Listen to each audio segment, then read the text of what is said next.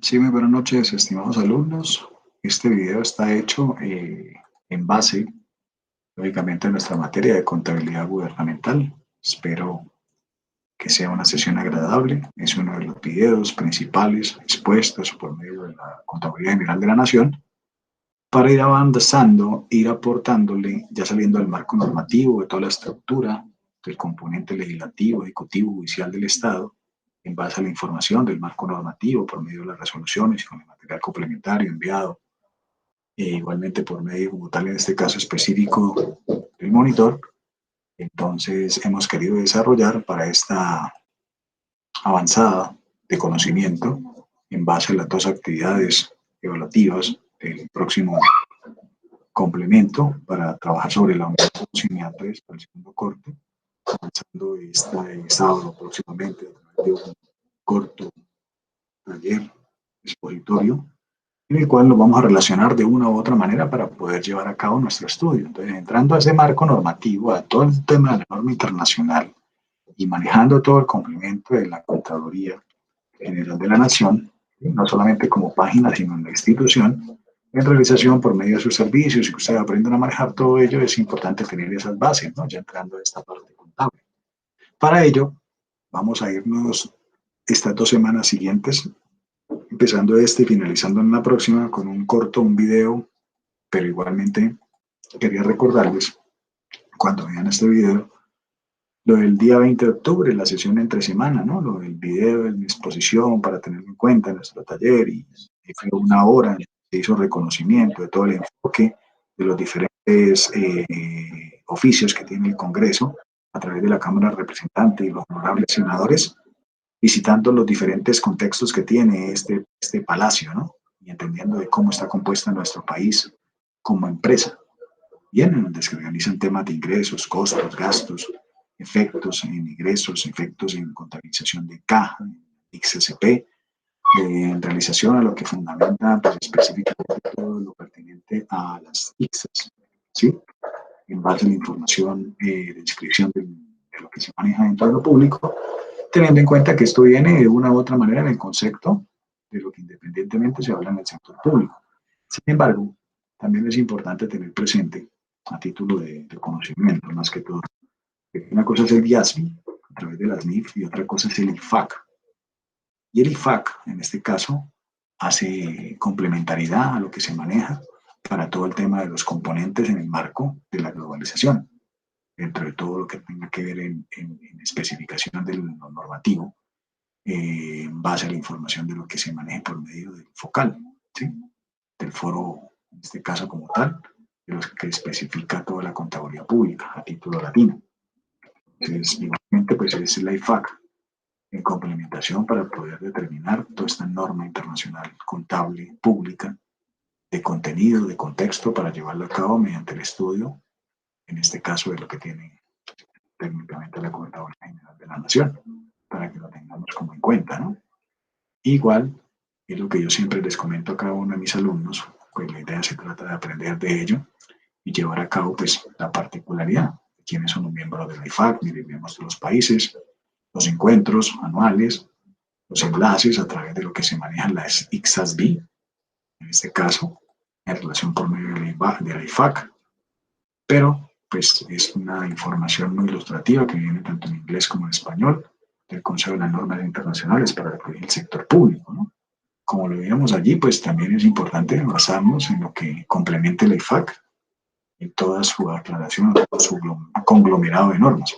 Pero tenemos que aprender a escuchar. Entonces, en este caso, los voy a dejar con un pequeño corto. Vamos a dividirlo en dos, porque el video pues realmente dura 1 hora y 45 minutos largas.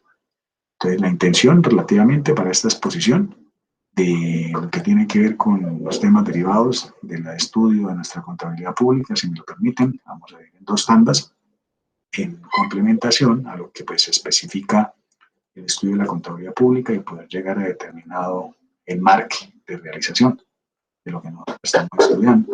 Entonces ahí le pegué como una breve exposición, regálenme 2 minuticos, hago la conexión acá y les paso ese video una vez. En un momento.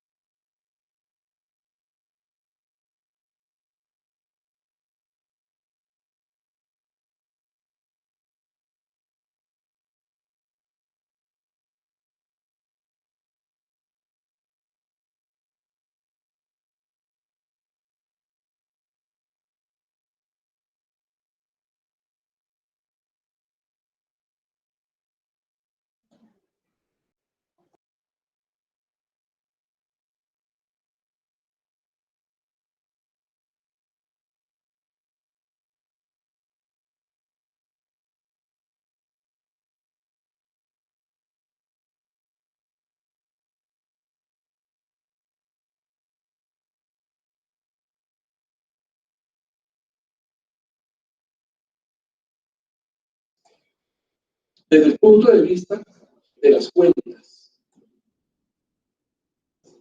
Y lo que tiene que ver con un tema tan importante para los contables como lo es para otras profesiones y sobre todo para quienes se están formando en esta clase de estudios. Es un tema de lo ético, por lo ético, para lo ético y lo que tiene que ver con los valores y lo que está sucediendo subsiguientemente cuando no se observa lo que vamos a ver en la primera, que es el tema de que nos afecta a todos, que es la degradación en que han caído los países de América Latina en torno a los atentados que se hacen contra los recursos públicos, que es un tema importantísimo que creo que ustedes, que van a ser mis colegas de profesión, y que hoy en día son los relevos generacionales nuestros, que todos los jóvenes que se están formando en esta casa de estudios, pues tienen que sentir lo que está sucediendo en el mundo y especialmente en Latinoamérica con un tema que es la corrupción. Entonces, vamos a tratar de tres temas: la regulación, con el tema de lo ético, moral y valores, y el tema político final de la corrupción. Entonces, así las cosas, miremos esto. Lo que es el tema de la contabilidad. En el tema de la contabilidad uno puede mirar esto para hacer un diferencial conceptual, creo yo, de lo que es la contabilidad en términos generales, pero la gran diferenciación que existe entre la contabilidad del sector público y la contabilidad del sector privado. Observen esta ayuda y los coloco como referentes frente a frente. En el sector privado, fundamentalmente, lo que interesa es el cliente. En cambio, en el sector público, lo fundamental es el ciudadano, que somos todos nosotros. Aquí por este lado izquierdo están los dueños del negocio, ¿cierto? Que son los socios. Y por el lado derecho también estamos los dueños de una empresa que se llama Colombia. Y los socios de esa empresa que se llama Colombia, ¿quiénes son? Pues todos decían que éramos 50 millones. Ahora, según los datos del último censo, dice que somos 45.5. Entonces hay un diferencial que va a afectar las políticas sociales del Estado. Dos, del lado izquierdo, importante, venta de bienes y servicios. En el otro lado, el efecto impositivo que tiene por constitución y por ley el Estado, de imponerle tributos a todos los socios de esa empresa que se llama Colombia. Y prueba de eso es el gran debate público que se está presentando hoy en día con lo que ustedes conocen con el nombre de ley de financiamiento. Ahí está, la recaudación de impuestos, que de otra forma es la carga tributaria, que es el gran debate. Ahí salieron en varios diarios económicos hoy qué pasa a partir de la semana entrante con los efectos impositivos. Por el otro lado está el mercado, ¿cierto?, de bienes y servicios. Está la rentabilidad de ¿qué? Del capital. Y por el otro lado está la rentabilidad social. ¿Y la rentabilidad social cuál es? Vías, escuelas, capacitación, bienestar, de todos los socios de esa gran empresa que se llama Colombia. Por el lado del otro está la maximización de los resultados a través de ¿qué? Del costo y del lucro, que es la rentabilidad de los negocios. En tanto que en el sector público está la calidad del gasto, ¿cierto? De los 258.9 billones de pesos que me va a leer el presupuesto general de la Nación Administrativa, hay algo así como 48.3 billones de pesos que es para gastos de inversión, 100 algo de billones de pesos que va a valer los gastos de funcionamiento de restos por pago de servicio de la deuda. Entonces ahí va una gran diferenciación. Y entonces que se viene el costo y el lucro, y en tanto que del otro lado lo que se mira es la eficiencia, la efectividad y la economía, que es lo que normalmente los investigadores y los tratadistas y los organismos de control determinan que se llama las 3 E's de la administración pública: la eficiencia, la efectividad y la economía. Pero se han olvidado los organismos de control que existen otras 2 E's de la administración pública, que son por mandato de la Constitución del año de 1991, que es el término de la valoración de costos ambientales, que es la ecología. Y aparece, esa es la 4ª E, y aparece la 5ª E en términos de la calidad del gasto, que es una palabra que se llama equidad. Entonces, esas son las 5 E's de la administración pública hoy en día: la eficacia, la economía, la efectividad, la ecología y la valoración de costos ambientales. Aquí se mira la viabilidad económica, o sea, la empresa en marcha, la rentabilidad del capital. Por eso yo le decía que este era, del lado izquierdo, es el lenguaje de la rentabilidad del capital, en tanto que del lado derecho es el lenguaje de los gobiernos. El lenguaje de los gobiernos, que en dónde está reflejado, en la información contable. Porque allá es donde ustedes saben qué tiene el Estado, qué debe el Estado y qué le queda al Estado en un momento dado. Eso es lo que los investigadores hoy y en algunos países llaman como accountability. ¿Eso es qué es? Rendición de cuentas. Y a raíz de este tema de rendición de cuentas, hay un tema que hay que volverlo a tomar en nuestra sociedad, que es esta ayuda que les voy a presentar. Observen ustedes esto. En nuestro país, nosotros los contables tenemos que ver mucho con esto. Los administradores de empresas tienen que ver mucho con esto. Los economistas, ni se diga. O sea, ¿qué quiero decir yo? Que los profesionales de las ciencias económico-administrativas, financieras y contables tienen que ver con este triángulo mucho. Observen esto, que es lo que se ha degradado en nuestra sociedad de consumo, en la información contable pública y privada. Miren, la honradez es un hecho importantísimo en cualquier empresa, tanto del sector público o una entidad del Estado. ¿Y en dónde se ve reflejado eso? En las cuentas. Entonces, miren, el cuidado de las cuentas debe ser la custodia de la honradez. Así de sencillo. O sea, el curre ration debe ser la custodia probitatis. ¿En qué sentido? En el sentido de que esas 2 expresiones latinas traducidas al español tienen que ver con algo muy importante, que es para todos los gobiernos. Y aquí debe entenderse todos los gobiernos, no el gobierno de la empresa privada, ni el gobierno de la empresa pública, sino todos los gobiernos en general, que es un tema de responsabilidad social. Y observen ustedes la base del triángulo, que se habla de la prudencia,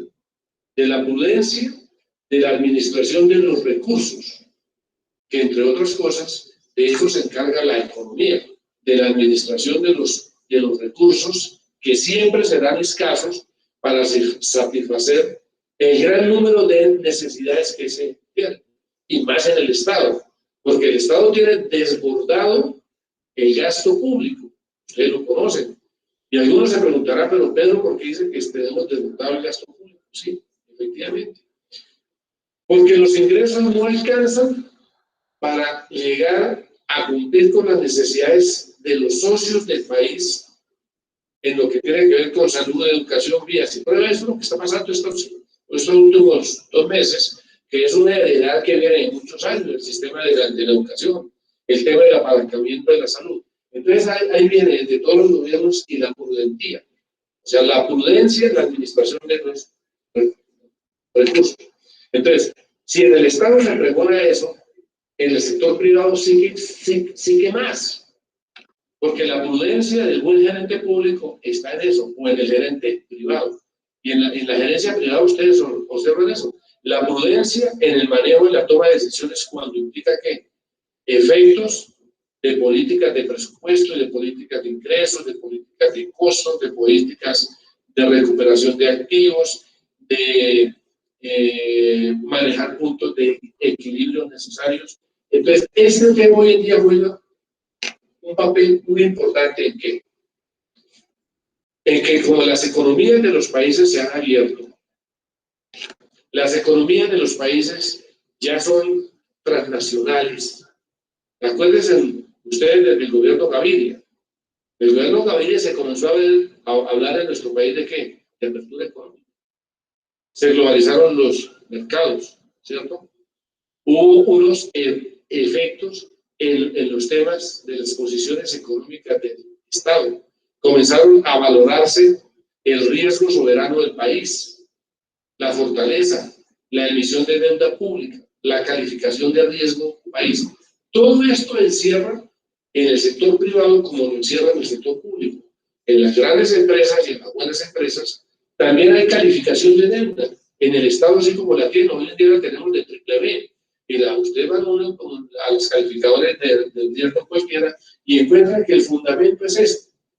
Las cuentas, que lógicamente que no pueden, en la calificación, los estados contables de la nación, el balance de la hacienda pública o el balance del sector público, pero sí es un agregado que en el conjunto ayuda a fortalecer o disminuir la graduación de la deuda según lo tengan en los esquemas de calificaciones cualquiera de las tres calificadoras del mundo, Moody's, Fitch o cualquiera, o la otra calificadora.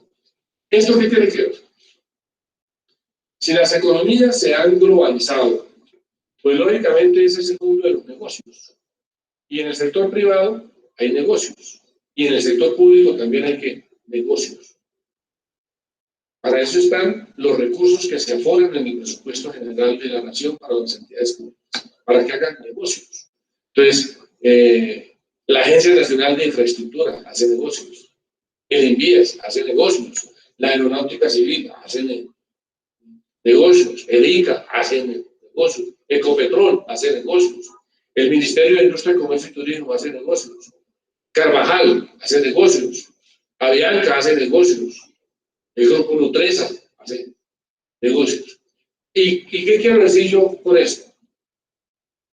Que el efecto de las decisiones económicas que se toman en las organizaciones, y de aquí en adelante cuando hablo de organizaciones, entiéndase públicas y entiéndase privadas, para no hacer la diferenciación. Al hacer negocios, esos negocios tienen que registrarse. Y el mundo donde se registra, lógicamente, que es en la contabilidad. Entonces, cuando el país estaba en prácticas contables locales, ya la ley 550, ¿cierto? Acuérdense ustedes, la ley 550, que fue una ley que le dio de salvamento y de salvaguardia del sector empresarial. Por allá hay un artículo, si no me escapo, es el artículo 62, me parece, que dijo que Colombia debía de acomodarse a prácticas contables que fueran reconocidas mundialmente. Y eso fue por allá en el año 90, si no estoy mal. Y Colombia no hizo nada, porque siguió con prácticas contables locales, que es lo que ustedes van a decir de nombrar como JUSGAP locales. Entonces, ¿qué tenían que hacer las empresas de esa época? Cuando querían hacer negocios de por fuera, tenían que hacer reconversión de estados contables, base principios locales nuestros, para convertirlos en lenguajes homogéneos de lecturabilidad internacional. Eso era lo que llamaban reconversión de estados financieros para propósitos de negocios allende de la frontera, más allá de las fronteras patrias. Entonces, surgió todo ese tiempo. Y antes de eso, acuérdense, quienes tenemos algunos años, aparece el decreto 2160, que fue el primer decreto por allá de pretéritos años del siglo XX, que hizo el primer acomodamiento de la contabilidad en nuestro país. Entonces, ese discurrir en el tiempo y viendo las necesidades de que las empresas y las organizaciones se acomodaran, aparece una nueva ley, que es la ley 1314, del año 2009. ¿Y qué le dice?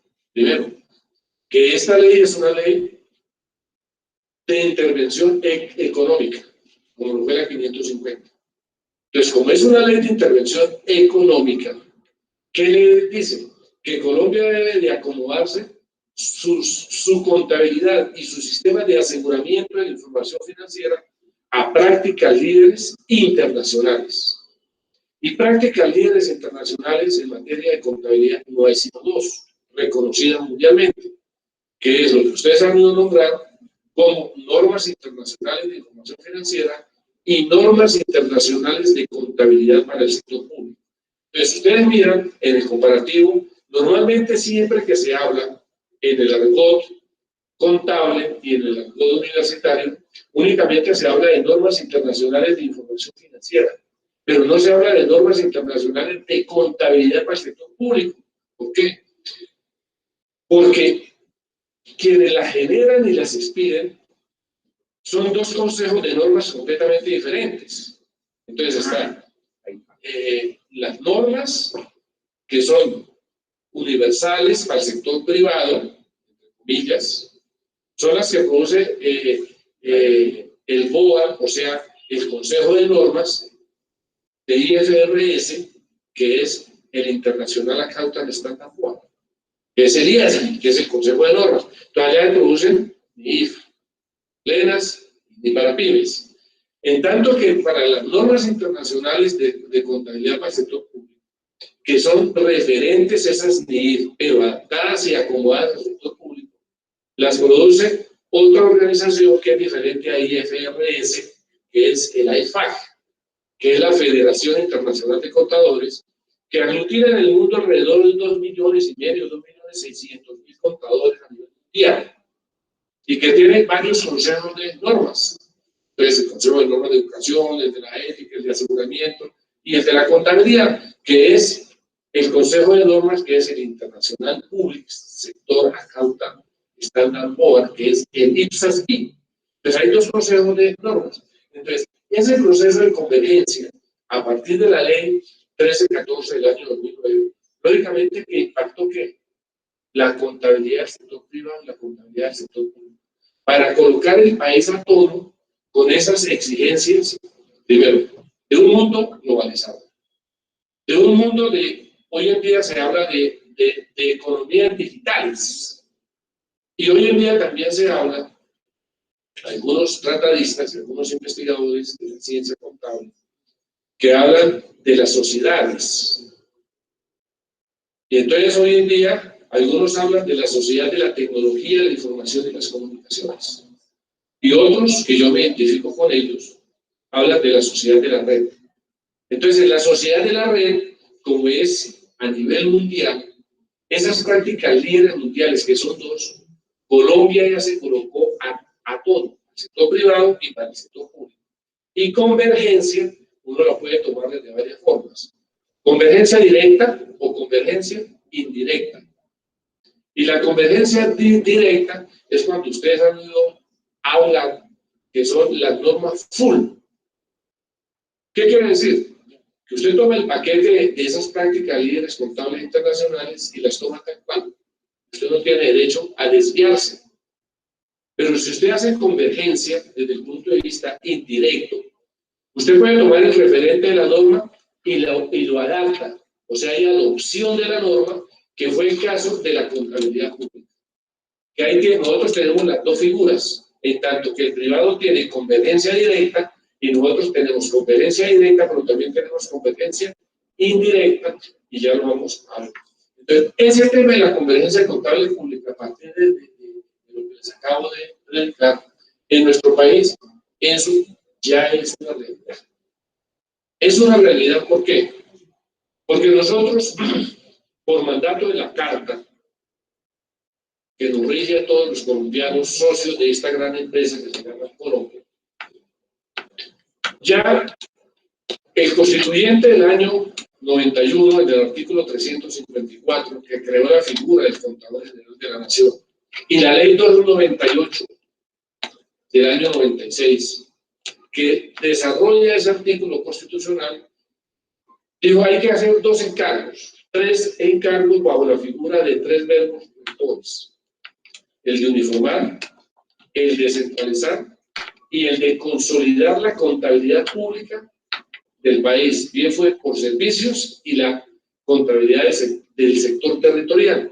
O sea, nosotros regulamos la contabilidad de todas las entidades públicas, de los 32 departamentos, los 1.100 municipios, todas las entidades que se comportan como entidades de gobierno, más las empresas industriales y comerciales del Estado, sociedad de economía mixta, donde el Estado tenga más del 51% o hasta el 51% de capital. Entonces, eso ya es una realidad. Entonces, el régimen de contabilidad que nosotros teníamos, le hicimos un ejercicio en estos términos de lo que fuera para América Latina. Tomamos unos referentes a nivel internacional y la contabilidad necesariamente, creo, en mi modesta opinión, que la contabilidad es generadora de buenas prácticas. Debe ser generadora de buenas prácticas. ¿Por qué? Porque eso le agrega valor a las organizaciones. Y cuando le agrega valor a las organizaciones, nosotros somos un país rico. Las riquezas que tenemos son nosotros, por donde ustedes la miren, los recursos extractivos, los agradables. Ahí está la minería, el petróleo, todas estas cosas. La industria. O sea, eso es prosperidad para un país. Entonces, lo que se requiere en un país como el nuestro es esto. Es que además de que haya la prosperidad, haya necesariamente buen gobierno. Y el buen gobierno tiene que ser en las organizaciones privadas y en las organizaciones públicas. Y vuelvo y toco el tema de lo que se tocó en el triángulo, que es el renditio rationum, la rendición de cuentas. Ustedes se preguntarán, pero ¿por qué hace tanto alarde de rendición de cuentas? Yo les digo a ustedes, ¿en el sector privado hay rendición de cuentas? Pues lógicamente que sí, que hay accountability. ¿Qué es eso? Cuando el doctor o el doctor Diego, que es gerente de una empresa, ¿qué es lo que hace usted por mandato del Código de Comercio durante los 3 primeros meses del año? Y no puede inobservar eso. ¿Usted qué es lo que tiene que hacer? Primero, tiene que generar estados contables, pero adicionalmente usted por mandato de la ley tiene que citar asamblea ordinaria de la organización o a la junta de socios para que la aprueben y hay un orden del día. ¿Qué es lo que hace el gerente público? Rendir cuentas. ¿A quién? A los socios. Llámese de una limitada o las asimiladas o de una SA o las asimiladas a ellas. Para rendir cuentas y aparece en orden del día. Informe de la gerencia. Presentación de los estados contables. Informe del revisor fiscal. ¿Qué es eso? Rendición de cuentas. ¿A quién? A los socios. ¿Sí? Para entregarles ¿qué? Los informes de la rentabilidad de ¿qué? Del capital. ¿O no? Y adicionalmente el gerente les dice, miren, este año fue un año próspero para nosotros. Pasamos de tener una rentabilidad de 3 pesos a una de 50 pesos. Y el gerente sale en hombros, aplaudido, y sale reelegido, o renombrado, o otro periodo. ¿Cierto?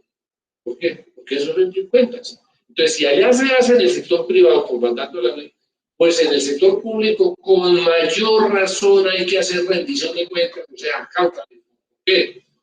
Porque el Estado, las entidades del Estado tienen que hacer eso, accountability, para hacerle con quién, a los socios de esa empresa que se llama Colombia. Entonces, aquí en Bogotá, nosotros somos socios de Bogotá.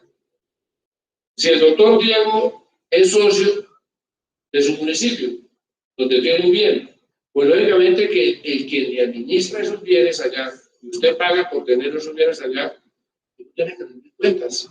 ¿A quién? A los socios de ese municipio.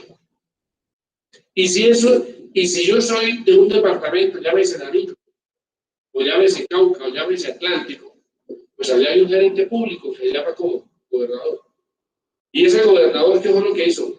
Ganarse el favor popular en las elecciones, en unas justas. ¿Para qué? Para ser el administrador, ser el gerente de esa empresa que se llama Atlántico, o Bolívar, o Córdoba. ¿Y qué tiene que hacer ese gerente público? Pues rendir cuentas. Y usted la gran diferencia que hay. Al gerente público poco le gusta rendir cuentas. Así que hay un mandato, hay un documento COMPES que tiene que rendir cuentas. y hacer un plan de desarrollo, ¿cierto? Pero muchos gerentes públicos van a rendir cuentas, pero ¿sabe qué se les sugiere? No presentan los estados contables para que conozcan los socios de esa región qué tiene que ver y qué le queda, o sea, cuáles son sus activos, cuáles son sus deudas y cuál es su patrimonio.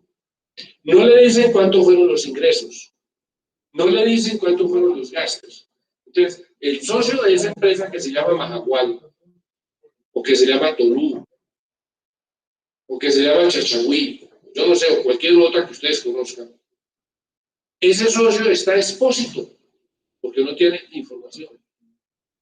Entonces, nosotros que somos socios de esa empresa, yo los invito a los que están allá, vía en la tecnología, en las diferentes zonas y zonas del país y ciudades, a que ustedes también se vuelvan agentes socios de la empresa que llama Colombia, para que ustedes ayuden a tutelar los recursos públicos. Y eso es esto, eso es un buen gobierno. Así las cosas, en estos ejercicios, ya devolviendo, era esto. Era esto antes de la ley 1314 del año 2009, miren ustedes. Esta era la regulación que se observaba para el sector público. Estas normas están del lado derecho del cuadro ese que no se alcanza a ver por efectos de pantalla. Aparece, esa es la regulación. Y resulta que esa regulación indistintamente se le aplicaba ¿a quién? ¿Fuera una entidad de gobierno o fuera una empresa del Estado? ¿Y qué sucedía? Que yo no le puedo aplicar la misma medicina desde el punto de vista contable a la empresa de Cundinamarca,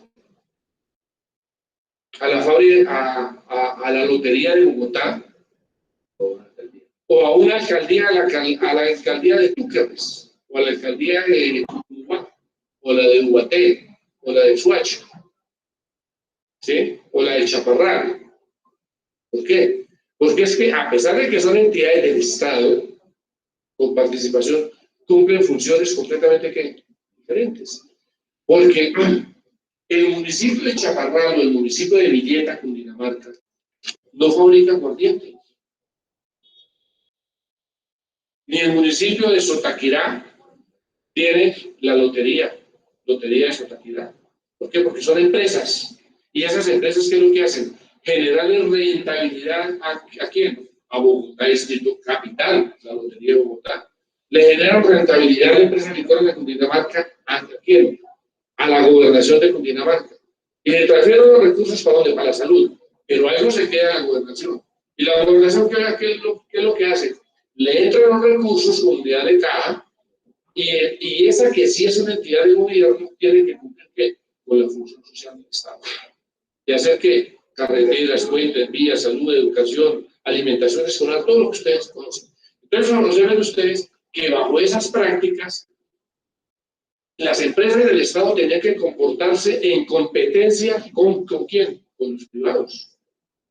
Entonces, por eso es que en el Estado se aplican los dos paquetes de normas. Las normas internacionales de información financiera y las normas internacionales de contabilidad para el sector público. Entonces, en el Estado hay empresas que captan ahorro del público y lo administran.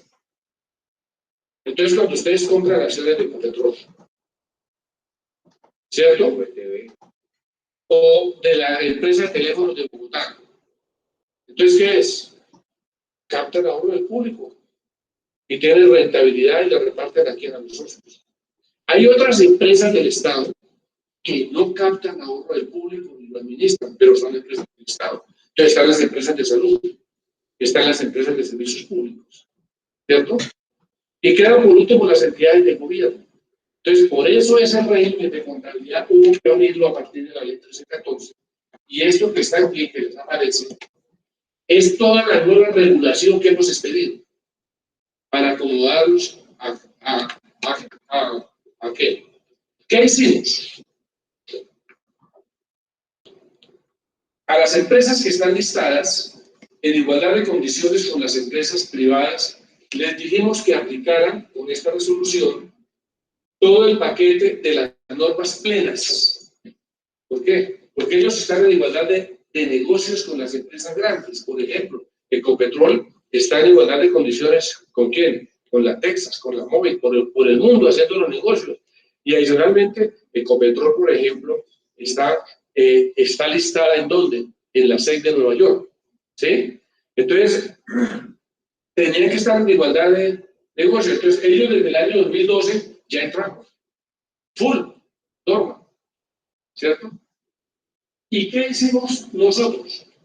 Para que los socios de este país conocieran cómo iba a ser la nueva regulación contable pública. Expedimos un documento hace 6 años. 13, 14, 15, 16 y 17. Hasta el 15, a discusión pública, para que lo conocieran todos los colombianos, que es ese documento que está ahí, que se llama el Proyecto de Migración de la Contabilidad Pública a Prácticas Líderes Internacionales. Es eso. Y a partir de los comentarios que recibimos, regulamos la siguiente contabilidad para las empresas que no cotizan y para las empresas en entidades de gobierno bajo los 2 marcos normativos. O sea, ¿qué quiere decir con eso? Que este régimen que se aplicaba único a todas las empresas y entidades de gobierno hubo necesidad de abrirlo. Entonces, expidieron 3 regulaciones. Una regulación para las listadas, que es el mismo que se aplica para las entidades públicas, privadas, y adoptamos los marcos regulatorios del sector privado para esas empresas. O sea, para Ecopetrol, para ISA y las demás empresas, el Grupo de Energía de Bogotá, que están listados.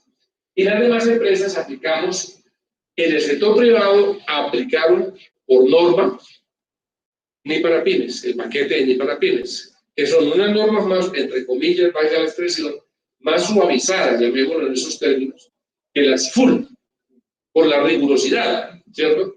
Nosotros ni tomamos las full, ni tomamos las pymes para las empresas del Estado.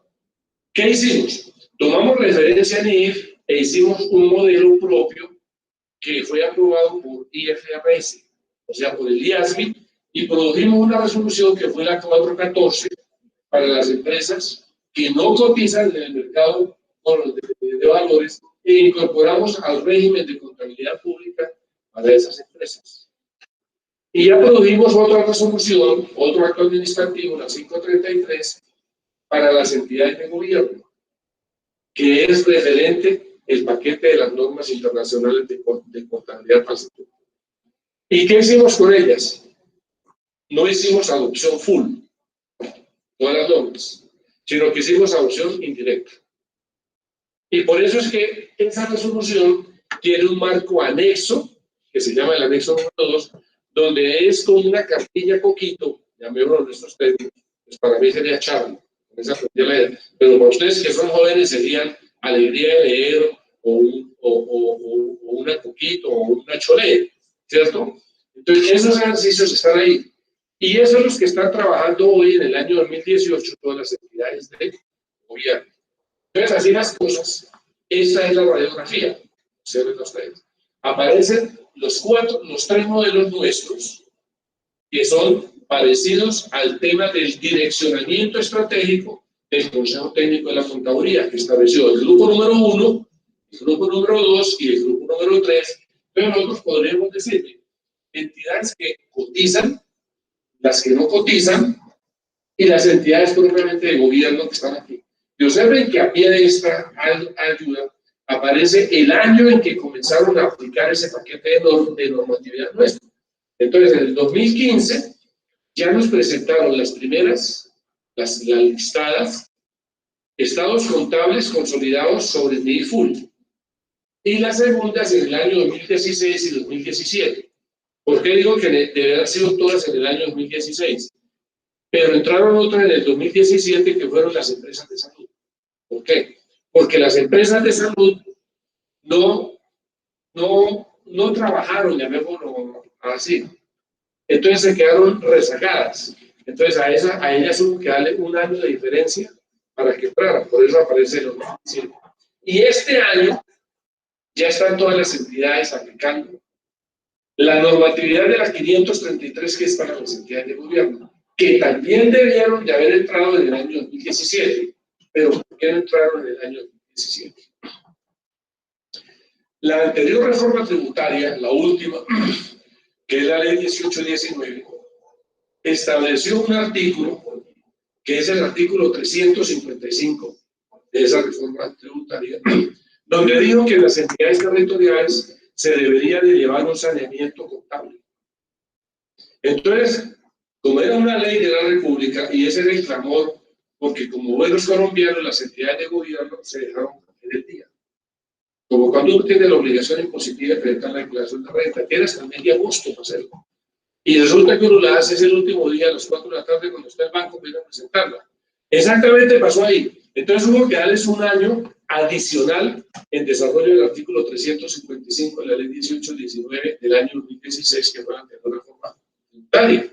Entonces por eso hubo que darle una diferida a las entidades de gobierno para aplicar este modelo contable. Aquí está el video. Por eso están aplicando eso. ¿Y qué hemos hecho en cada uno de los modelos? Y esos muchachos, ustedes que están formando de contadores, yo los invito para que ustedes no se queden con lo que su maestro les dé en las tutorías, les dé en los encuentros. Ustedes hagan lo que hace Polo, corran la milla adicional en su formación, ayúdense a formar, porque el conocimiento ustedes lo tienen en la red. ¿Está en dónde? Como está en la red, entonces yo los invito a que ustedes visiten www.contaduría.gov.co, donde ustedes encuentran esto que está desagregado ahí. Por ejemplo, para facilitarle la vida a mis colegas de profesión y a los preparadores de la información, hemos preparado guías de aplicación de cada norma. ¿Qué quiere decir una guía? Lo voy a colocar en términos muy coloquiales. Cuando uno va a un parque, al Parque del Café, o a Panaca, o al Parque de los Socarros en Villavicencio, a la entrada hay unos muchachos que le dicen, oiga, usted pagó la entrada 20.000 pesos, pero como usted no sabe de lo que va a pasar allá por dentro cuando usted haga el tour, aquí hay unos guías, denle 10.000 o 15.000 pesos, y ellos le orientan la travesía por el parque. Es que así no, listo, también me acompaña. Y ese señor le va diciendo cómo es el proceso de todo. Eso es exactamente igual. Nosotros estamos desarrollando guías para que los usuarios que tengan que aplicar la norma contable tengan una orientación y se les facilite el trabajo. Entonces, ustedes que van a hacer nuestro relevo generacional, muchachos, y que los están esperando dentro de 2, 3 o 4 años para que salgan a su vida productiva y laboral, ustedes tienen que salir con unas competencias que sean diferenciadores del común, ¿cierto? Porque las empresas no contratan a los de bulto. Yo por lo menos en la contaduría no contrato a los de bulto. Yo voy el lujo de escoger a los mejores. ¿Por qué? Porque los mejores son los que tienen el conocimiento. Y los mejores son los que aportan. Y como ustedes son, ya les dije que ustedes no van a ser, no se están formando para ser contadores, sino para ser los mejores contadores. Esto es lo que tienen que ustedes apropiarse del conocimiento y donde está en la red. Entonces, esos son los 3 marcos nuestros. Y produjimos un nuevo marco, que es el marco que ustedes deben de saber. El Estado crea organizaciones públicas y suceden muchas cosas a través de su vida jurídica o su vida de empresa. Entonces, esas empresas hay desfalcos, se las roban después de la expresión. Entonces, esas entidades que eso se liquidan. Y cuando se liquidan entidades del Estado, eso es tierra de nadie. Acuérdense ustedes de la Dirección Nacional de Estupefacientes, para colocarle un solo ejemplo. Entonces, nos dimos a la tarea de producir un marco normativo para las entidades en liquidación del Estado. ¿Por qué? Porque allá están recursos públicos, están bienes públicos. ¿Y de quiénes son los bienes públicos? De nosotros. Y si nosotros desde la contabilidad no cuidamos los bienes públicos, ¿eso qué tiene que ser? La honradez de los bienes del Estado. Por eso la primera ayuda para mí es importante, que el cuidado de las cuentas es la custodia de la honradez en las cuentas, en el sector público y en el sector privado. Entonces, esos son los 3 marcos, los 4 marcos a los cuales he referido hasta este momento, a los cuales yo los invito a todos ustedes para que se apropien del conocimiento. Ahí están, y ustedes son actores importantes en ese tema. Estas son algunas ayudas que he determinado, sobre todo para las entidades más fuertes en el Estado, que son las entidades del gobierno. Y aquí le he hecho referencia a las 533, pero aplicando cada norma. Entonces, aquí está, por ejemplo, voy a hablar algo de la NIC SP29, le voy a hablar algo de la NIC SP32 y de la NIC SP3436, que tiene que ver en la regulación nuestra con aspectos muy importantes. Yo podría irme por un paneo desde la 1 hasta la 39, a la 41. Pero he tomado esta solamente para que ustedes vean los impactos que tienen este año en los temas de convergencia de la contabilidad pública. Miremos la primera. Es una norma que tiene que ver, que es de actualidad, que es lo que ustedes han oído nombrar con el nombre de las 4G. Cuarta generación, que es lo que las alianzas público-privadas. Que tengo entendida que están suscritos contratos del orden de 54 billones de pesos. Eso es un mundanal de plata, porque cuando uno le hablan de billones de pesos, la primera pregunta que uno le dice, oiga, doctor Diego, dígame cuántos ceros le clavo a la derecha a 54. Pues no le clave sino 12 ceros, y ahí le da 54 millones de pesos. Entonces, en ese tema hemos tenido una dificultad en la aplicación de esa norma. ¿Y quiénes aplican esa norma fundamentalmente? Invías, la ANI y la Aerocivil, que son los que tienen que ver con la infraestructura del país. Y observen en qué se han presentado unos diferenciales. Reconocimiento separado de terrenos, bienes y la infraestructura.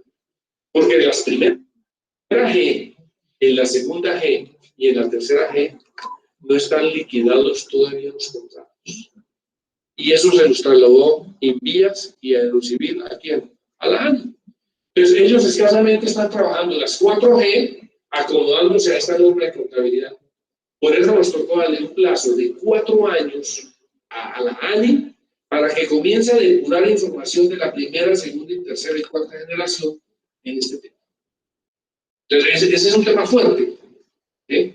Porque hay que hacer la individualización, porque eso entra como bienes del Estado, cuando la concesión se acaba y se recibe, o cuando en el transcurso de la vigencia del contrato de concesión, los bienes los voy recibiendo yo y comienzan a existir, por ejemplo, un tema que es el tema del deterioro, el deterioro de esos bienes. Entonces, mientras arreglan, hay que deteriorarlo y hay que volverlos a incorporar como ingreso, gasto o costo, o como ingresos diferidos, o como pasivos diferidos que se presentan en un momento dado. Entonces, esa norma ha sido muy impactante para nosotros en el nuevo régimen de este Estado. En cuanto tiene que ver con los préstamos por cobrar, fundamentalmente es la NIC SP29 y tiene que ver con el caso del Ministerio de Educación Nacional. El Ministerio de Educación Nacional controla y tutela inversiones que se manejan a través del ICETEX. Y ustedes saben el gran problema que tiene el ICETEX en el recaudo de cartera. Y sobre eso es un debate público. Mucha gente dice que no van a sacarle prestado al ICETEX y no ir a otro sitio. Y entonces hay un tema de debate público. Y esas carteras están que tal cual, pero en la norma internacional hay que determinar la cartera. Entonces ahí tenemos un problema entre el titular del bien que lo transfiere al ICETEX y la administra el ministerio en esa norma. ¿Por qué? Deficiente capacidad operativa, administrativa y tecnológica del administrador. Inexistencia de datos históricos de los créditos y alto volumen de créditos. O sea, el control, lo que es la eficiencia y la efectividad de esos valores, aquí no se ve. Entonces, ese es un problema que hemos tenido fuerte con esa, y eso pesa mucho en las cuentas públicas. En lo que tiene que ver con unas normas, que es la 34 y la 36, en inversiones incontroladas. El caso de las entidades rectoras que más tienen inversiones incontroladas es el Ministerio de Hacienda y Crédito Público, el de Industria, Comercio y Turismo, Vivienda y el de las Tecnologías. ¿Por qué? Porque esas inversiones los tienen ellos en empresas. ¿Sí me entienden? ¿Y las empresas que están aplicando? Y nosotros estamos aplicando ¿qué? IGSP. Ministerio de Hacienda que aplica IGSP. Entonces hay un diferencial en materia de política, ¿sí me entienden? Para poder uniformar la contabilidad. Entonces a veces me están presentando en la aplicación, sobre todo en el método de participación patrimonial, porque eso tiene unos efectos en la consolidación del balance de la hacienda pública y del balance del sector público y del balance del nivel territorial. ¿Por qué? Perdón, por la obtención de valor en el uso para medir el deterioro de esos valores. Y por ejemplo, voy a abrir aquí un paréntesis para comentarles el caso de Bencol, que es la que produce, es la empresa del Estado que produce todo lo para el sector agropecuario, para el sector agroquímico, no agroquímico, sino todo lo que es para vacunas, para los animales, todo lo veterinario. Cuando nosotros produjimos la resolución 414,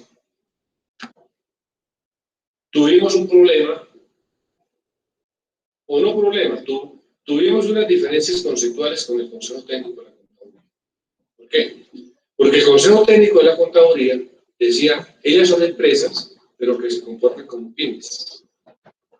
Entonces ustedes aplíquenle y para pymes. A los hospitales y a las empresas de servicios públicos. Entonces nosotros en las valoraciones que hicimos, dijimos, no, nosotros no le vamos a dar ni para pymes.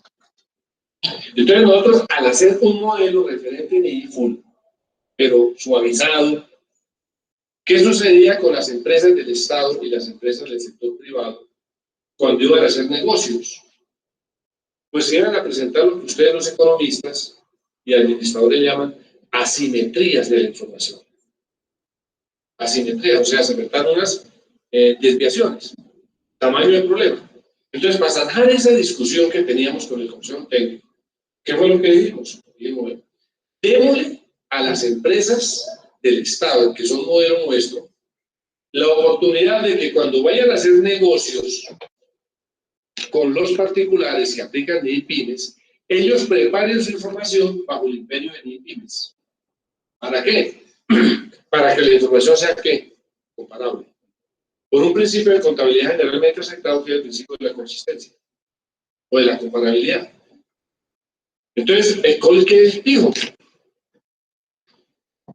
Sí, yo voy por allá, pero él siguió aplicando en sus activos fijos el costo amortizado. En cambio, que para nosotros le digo, no, usted maneja el costo, porque usted no tiene para vender eso. Entonces hay un diferencial entre el uno y el otro. Entonces, ¿qué nos mandó a decir Col? Oiga, yo no puedo reportarles a usted porque mi base no es de entidad de gobierno, sino, perdón, no es ni pymes, ni es suya, sino yo la tengo como NIFUL, que es costo amortizado. Entonces, la semana pasada expedimos una nueva regulación, eliminando lo que dijimos en la 414, que para efectos de reporte, a nosotros nos manden sobre la base, como tienen ustedes, método de valoración, costo amortizado, método de costo, y nosotros miramos en la consolidación, cómo hacemos la consolidación y explicamos la diferencia y los impactos que tengan en el balance. ¿Por qué? Porque una empresa que tiene que competir con nosotros en el mercado, y para efectos de posición financiera, eso les ayuda mucho. Entonces tuvimos que hacer una parte de eso. Y lo mismo sucede aquí, en el valor de uso de las mediciones del deterioro de las inversiones patrimoniales. Ese es un tema muy fuerte en las entidades de gobierno. ¿Qué sucede? Estos ejercicios que hemos hecho no han sido fáciles.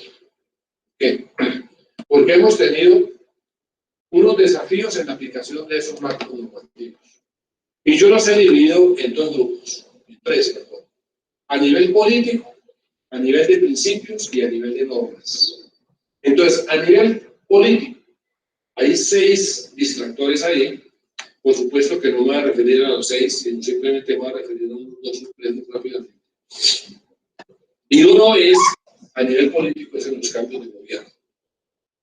En los cambios de gobierno, ustedes saben que este país, Colombia, es un país político.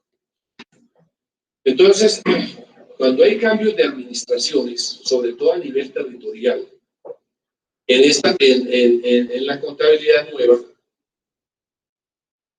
El que iba haciendo y el que llegó, no, a mí ese tema no me interesa. Yo no sigo trabajando eso.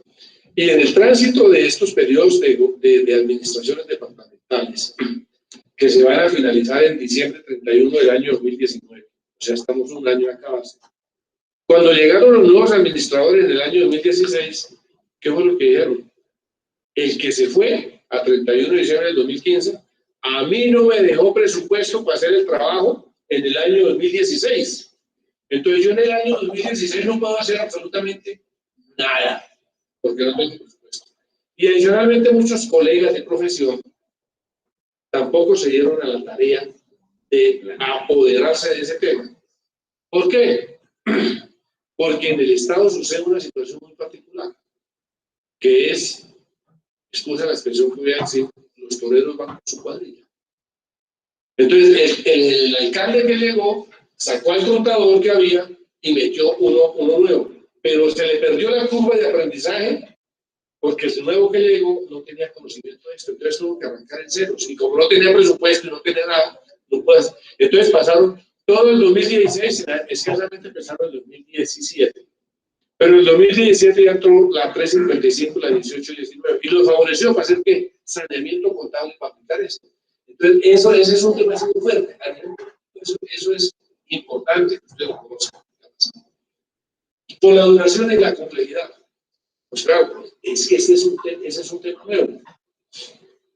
Y yo acostumbro a colocar un símil, doctor Diego, que es el de Herman Monster, esa que para allá, aquí en la cabeza. Entonces uno podría ser como Herman Monster, en el caso de nosotros los contables. ¿Sí? Es la complejidad, aprender. O sea, hay que hacer un proceso de reaprendizaje en los contables, o sea, en mis colegas de profesión. ¿Por qué? Porque se pasó de unos escenarios contables de prácticas locales a prácticas contables que aplican unos nuevos temas. Por ejemplo, cuando uno habla de deterioro, o cuando uno habla de otra forma de cálculo, uno tiene que volver a coger el libro de Ingeniería Económica de Tarquín, u otro, o el de Chao, si todavía existe. ¿Cierto? Yo estudié Chao, con Chao en Matemática Financiera, y con Tarquín, ¿cierto? Para volver a tomar esos conceptos de flujos descontados, valor presente neto, gradientes, ¿para qué? Para mirar esos temas de la complejidad en algunas normas. Y la duración, que esto no es un tema fácil, esto no es acostarse uno para amanecer mañana en esos temas. Ese ha sido otro complique, la resistencia al cambio. Muchos colegas de profesión creían que esto no era, que esto no. Y resulta que se quedaron, y están quedados. Y hoy en día también hay mucha corresponsabilidad en colegas de profesión. Porque nuestra profesión, con el respeto que me merecen mis colegas, nosotros los contables, en su gran mayoría, somos como el todero de la Universidad EA o de otra universidad. Nos hemos vuelto tributaristas, nos hemos vuelto reductores fiscales, contadores, contralores, de todo. De todo. Entonces, la especialidad de nuestra profesión, aparte de resistencia al cambio, ¿por qué? Porque nosotros no podemos cambiar. O cambiamos o nos cambian. Y es un ejercicio. Los estados financieros y otro tema de ejercicio. Pasar de base de efectivo en la contabilidad privada pública a la base de venta. Para nosotros, pues no era mucho como en otros países. ¿Por qué? Porque nosotros ya veníamos incorporando la contabilidad del devengo desde cuando el primer contador general de la Nación, Nieto, que paz descanse, comenzó a trabajar la contabilidad del devengo, porque cuando la contabilidad la regulaba la Contraloría General de la República, hasta antes del 31 de diciembre del año de 1991, que se pide la carta, era regulación contable base caja, que era la heredad Kemmerer de las dos visitas que hubo aquí en Colombia, porque la Contraloría era la que regulaba, la que consolidaba y a la vez dictaminaba. Entonces ahí había un híbrido. Y eso en Kemmerer. Hoy en día todavía se conserva eso en dos países de América Latina, en Panamá y en Chile. Entonces ese es un efecto gratificante. A nivel de principios, un tema. El tema de la materialidad y el tema del juicio profesional y la ley. En el tema de la materialidad. En el tema de la materialidad, la ley 43 hace unos referentes de cuándo es materiales, unas cifras, y del 2649 también hace unas referencias conceptuales. Pero hoy en día el tema de la materialidad toma un referente más importante. Entonces yo esta noche, además de venir a editar los charles, yo les voy a dejar tarea.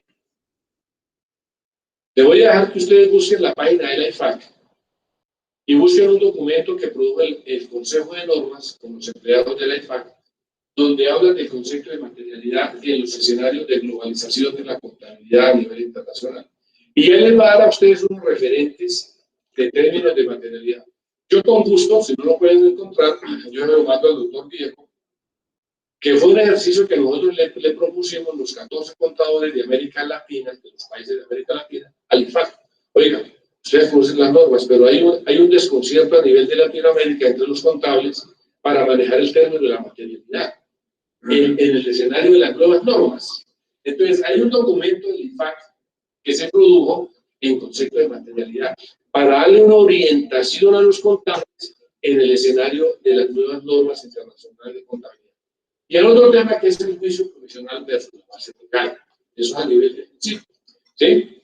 El juicio profesional es un tema muy importante, porque es que el juicio profesional, yo digo, en mi modesta opinión, que uno no lo encuentra en Farmatodo, o uno no lo encuentra en Droga La Rebaja, o uno no lo encuentra en Cruz Verde. Que uno ve y dice, oiga, véndame unas ampolletas o unas pastas de juicio profesional con los contadores. No. El juicio profesional, a partir de donde se da, de varios escenarios convergentes de nosotros los contables. La formación académica, la experiencia, la capacidad de intelecto y de razonamiento que tenga uno para interpretar y formarse un juicio. ¿Por qué? Porque eso es importante en los nuevos escenarios de la contabilidad. Y eso es sumamente difícil. Y cotejarlo contra el concepto de la base legal, porque cambia.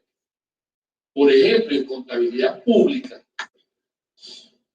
el hecho de que yo tenga un bien, este edificio, y yo lo tenga en mi contabilidad como propiedad, planta y equipo, y yo se lo entregue como dato a esta entidad pública, pues se ve que yo conservo la titularidad del bien, porque lo tengo en el registro, de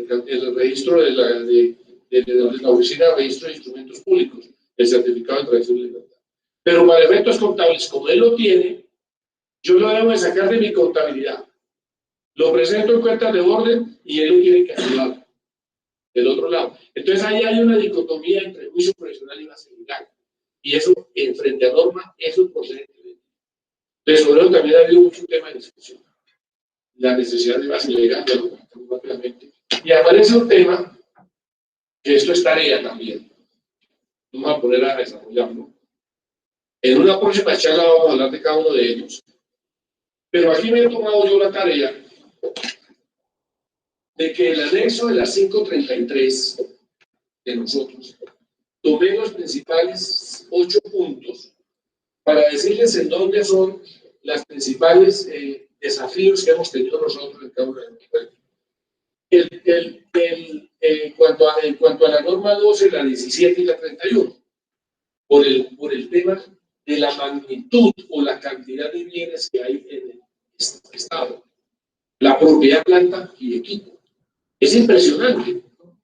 Entonces, por efecto en esa norma, por ejemplo, el concepto de avalúos. ¿Cuánto vale hoy en día un avalúo de un bien? Eso vale cualquier cantidad de plata. Y el Estado, si no tiene para funcionarse, mucho menos tiene para contratar los avalúos técnicos para hacer ese efecto de valorización de los bienes, para llevarlos al costo o valor de mercado, o sea, a un fair value.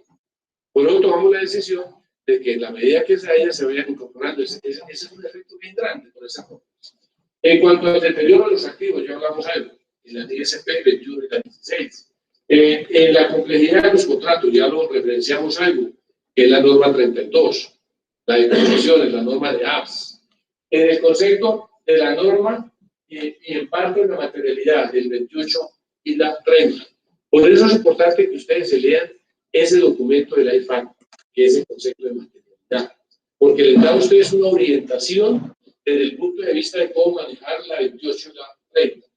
la perspectiva y la dimensión de los pasivos en la NIC SP25. Y esa NIC SP25 tiene que ver con algo que se llaman los beneficios post-empleo. Los beneficios post-empleo, ¿qué quiere decir? Que en el Estado tiene que responder por qué. Por sus trabajadores, cuando uno se va a un descanso después de su vida productiva, entre comillas, porque todo el mundo seguirá productivo hasta el último día que se vaya, ¿cierto? Pero me refiero al tema pensional. Entonces, los cálculos actuariales de este país valen 1.250 billones de pesos. Y están las entidades empleadoras y los fondos de reserva. ¿Y qué tiene que ver con eso? Con las reservas financieras. ¿Y en dónde estamos registrando la mayoría de esos efectos de deuda que tiene que asumir el Estado a partir de la Ley 100, cuando dijo que existirán los fondos de reserva y existirán ¿qué? El sistema intergeneracional que se llama el régimen de prima media, que es el que maneja Colpensiones, que manejaba el Seguro Social. ¿Qué le digo? Como es un régimen intergeneracional, todos vamos a contribuir allá a esa gran caldera donde vamos a echar toda la plata a un fondo. Pero ya no hay cuentas individuales, ya es de todos. Pero como la plata no alcanza, entonces, ¿qué es lo que sucede? El Estado cada vez que afora un presupuesto general de la Nación, el primer día del año, el 1 de enero del año 2018, por ejemplo, de los 253 o 258 millones de pesos del año entrante, ya tiene que tener reservados, ¿saben cuánto? Del año entrante, 40 billones de pesos para ayudar a apalancar. Bueno, en ese orden de ideas, 1 minuto 3, falta una parte del video, entonces lo terminamos de ver para la próxima sesión. Mil gracias, buenas noches.